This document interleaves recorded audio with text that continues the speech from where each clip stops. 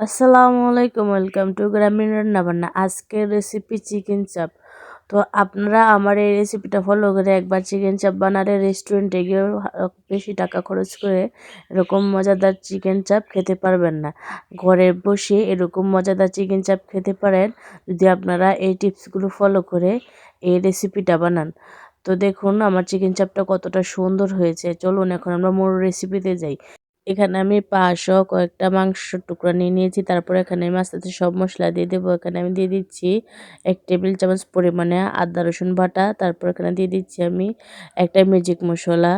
তারপর এখানে আমি দিয়ে দিচ্ছি অল্প একটু টেস্টি সল্ট। দেওয়ার পর এখানে আমি দিয়ে দিব 1 চামচ পরিমাণে মুরগির মাংসের মশলা। তারপর এখানে দিয়ে দিচ্ছি আমি 1 টেবিল চামচ পরিমাণ মরিচের গুঁড়া, স্বাদ মতো লবণ, হাফ চামচের মতো হলুদের গুঁড়া, হাফ চামচ জিরার গুঁড়া এবং অল্প একটু ধনিয়ার গুঁড়া। দেওয়ার পর আমি এই যে এখানে একটা নিয়ে নিচ্ছি বারবিকিউ মশলা। এই মশলাটা আমি এখানে দিয়ে দিব 1 টেবিল চামচ পরিমাণে। দেওয়ার পর আমি অল্প একটু তেল দিয়ে দিব। তেল দিয়ে আমি সুন্দর করে এই মাংসটাকে মশলাগুলোর সাথে এই মাংসটাকে সুন্দর করে ম্যারিনেট করে নেব। যে আমার মাংসটা ম্যারিনেট করে রাখা হয়ে গিয়েছে, এটা আমি আধা ঘন্টার জন্য রেস্টে রেখে দেব। রেখে দেওয়ার পর আমি আধা ঘন্টা পর এখানে আমি একটা কড়াই বসিয়ে দিয়েছি। কড়াইতে অনেকটাই তেল দিয়ে দিয়েছি। তেল দিয়ে আমি এই মাংসগুলোকে ভেজে নেব। এখন আমি মাংসগুলো সুন্দর করে ভেজে নেব। এই যে আমি মাংসগুলো কড়াইয়ের মধ্যে দিয়ে দিচ্ছি। অবশ্যই মাংসগুলোকে সুন্দর করে ভেজে নিতে হবে। আর আপনাদের কাছে যদি বারবিকিউ মশলা না থাকে তাহলে না দিলেও সমস্যা নাই, কিন্তু বারবিকিউ মশলাটা দিলে অন্যরকম একটা ফ্লেভার আসে। তো আমি এভাবে দিয়ে আমি মাংসগুলোকে সুন্দর করে ভেজে নেব। এভাবে আস্তে আস্তে আমি মাংসগুলোকে ভেজে নেব। সুন্দর করে লাল লাল করে ভেজে নিতে হবে মাংসগুলোকে। যে দেখুন আমি মাংসগুলোকে উল্টিয়ে পাল্টিয়ে সুন্দরভাবে কিন্তু ভেজে নিচ্ছি। অবশ্যই মাংসগুলোকে লাল লাল করে ভেজে নেবেন।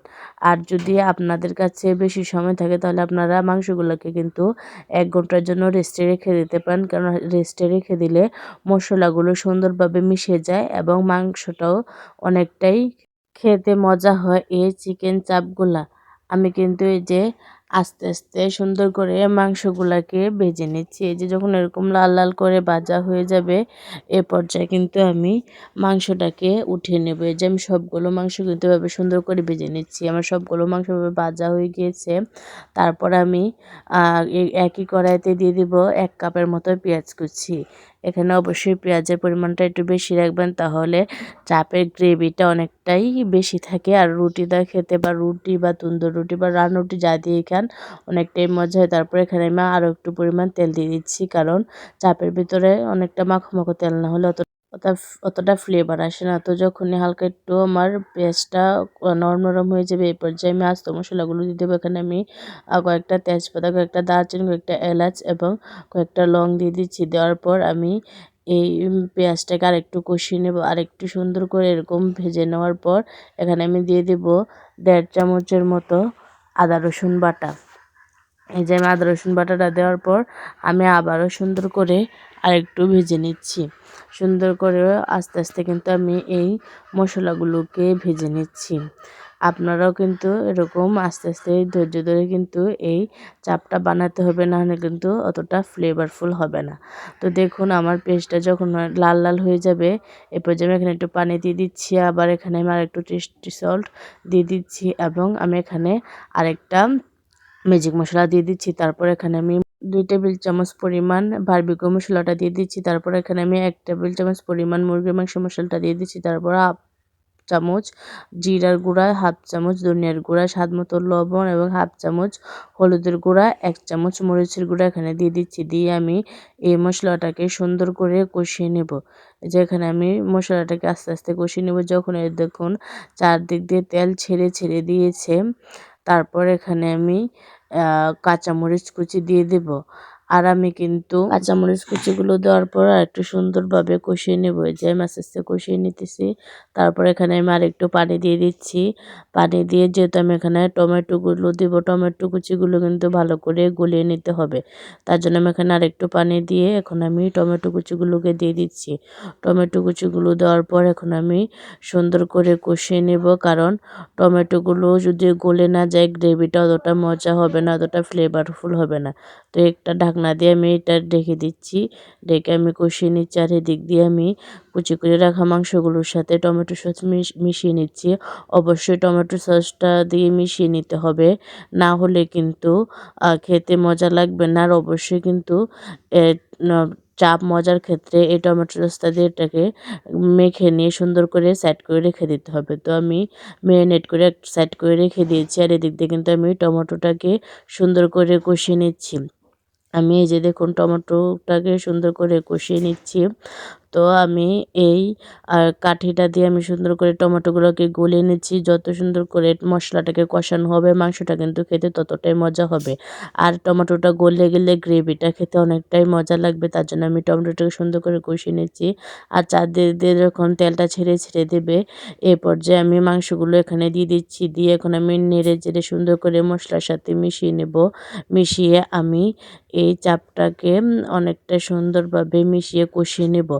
এই মাংসগুলোকে সুন্দর করে কষিয়ে নিতে হবে। কষিয়ে নেওয়ার পর এখন আমি অনেকটা পরিমাণে এখানে পানি দিয়ে দিব, কারণ আমি এই মাংসগুলোকেও সুন্দর করে সিদ্ধ করে নিতে হবে। ভালো করে সিদ্ধ না হলে এবং ভালো করে কষানো না হলে কিন্তু এতটা মজা হবে না চিকেন চাপ খেতে। তো দেখুন আমি আস্তে আস্তে কষিয়ে নিচ্ছি, আর যেহেতু আমি এটা রাতের বেলা রান্না করতেছি আমার কিন্তু সামনাসামনি কালারটা আরও সুন্দর হয়েছিল।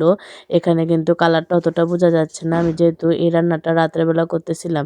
তো এই যে দেখুন আমি আস্তে আস্তে কিন্তু মশলাগুলোকে কষিয়ে নিচ্ছি এই মাংসটাকে। আর চাপ কিন্তু রাতের বেলা খেতে অনেকটা মজা লাগে। রুটি রুটি যে কোনো রুটির সাথে কিন্তু চাপ খেতে অনেকটাই মজা লাগে। আপনাদেরকে বেশি বেশি টাকা খরচ করে কিন্তু এই রান্নাটা রেস্টুরেন্টে গিয়েও খেতে এত মজা করে খেতে পারবে না। যদি এরকমভাবে বালসা একবার খাওয়াতে পারেন সবাইকে রান্না করে, সবাই আপনার ফ্রেন্ড হয়ে যাবে এরকমভাবে চিকেন চাপ রান্না করলে। দেখুন আমার রান্নাটা কিন্তু আস্তে আস্তে সুন্দরভাবে হয়ে যাচ্ছে, আর কতটা সুন্দর হয়েছে। যখন এই পানিটা অনেকটা শুকিয়ে যাবে এ পর্যায়ে আমি কিন্তু এখানে টমেটো সস দিয়ে দেবো। টমেটো সসটা দিলে এর ফ্লেভারটা কিন্তু অন্যরকমই হবে, আর এবং এর স্বাদটা অনেকটাই বাড়িয়ে দেবে এই টমেটো সসটা। তো এখানে আমার লবণ একটু কম হয়ে গিয়েছিল, তার জন্য এখানে আমার একটু লবণ দিয়ে দিচ্ছি এবং হাফ চামচের মতো বারবিকিউ মশলা দিয়ে দিচ্ছি অনেকটা ফ্লেভারফুল হওয়ার জন্য। তো এই যে আমি এখানে সুন্দরভাবে আস্তে আস্তে কষিয়ে নিচ্ছি, আর মাংসের কালারটা দেখুন আস্তে আস্তে কিন্তু চেঞ্জ হয়ে যাচ্ছে এবং আরও কতটা লোভনীয় হয়ে হচ্ছে আপনারা দেখে বুঝতে পারছেন। আর দেখুন চারদিক দিয়ে কি সুন্দর তেল ছেড়ে ছেড়ে দিয়েছে এই রান্নাটা, আপনারা দেখে বুঝতে পারছেন এই চিকেনের চাপটা কতটা মজা হয়েছে এবং কতটা লোভনীয় হয়েছে। আমি কিন্তু এই চাপটা সুন্দরভাবে আস্তে আস্তে এভাবে কিন্তু কষিয়ে রান্না করে নিচ্ছি। যে দেখুন আপনারা চাপের কালারটা কতটা সুন্দর হয়েছে।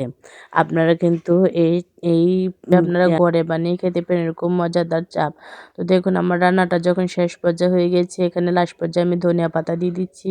ধনিয়া পাতা দিয়ে সুন্দর করে আমি এখানে নেড়ে চেড়ে নিচ্ছি। আমি নেড়ে চেড়ে ভালো করে মিশিয়ে নিচ্ছি ধনিয়া পাতাগুলো। দেখুন আমার রান্নাটা এ পর্যায়ে হয়ে গিয়েছে একদম।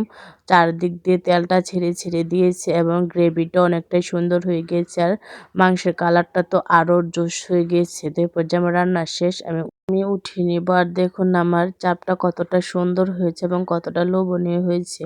আপনারা ঘরে বসে এরকম মজাদার চাপ বানিয়ে ফেলতে পারেন রেস্টুরেন্টে গিয়ে টাকা খরচ করে না খেয়ে। বাসায় এরকম মজাদার চাপ আপনারা বানিয়ে ফেলতে পারেন। আমি আপনাকে দেখিয়ে দিচ্ছি মাংসটা কতটা সুন্দর হয়েছে এবং কতটা জুসি হয়েছে। আমি এই চাপটা বানালে নিমিষে আমার ঘরে অনেকগুলা রুটি বানানো হয়, নিমিষেই শেষ হয়ে যায়। সবাই অনেকটা তৃপ্তি সহকারে এবং অনেকটা মজা করেই খায়। আর দেখুন মাংসটা কতটা সফট হয়েছে। আমি আপনাদের ভেঙে দেখিয়ে দিচ্ছি। তো আমার ভিডিওগুলো যদি ভালো লেগে থাকে তাহলে সাবস্ক্রাইব করে পাশে থাকবেন। আর দেখুন সবাই কিন্তু একদম চেটে পুটে শেষ করে দিয়েছে। তো আল্লাহ হাফিজ।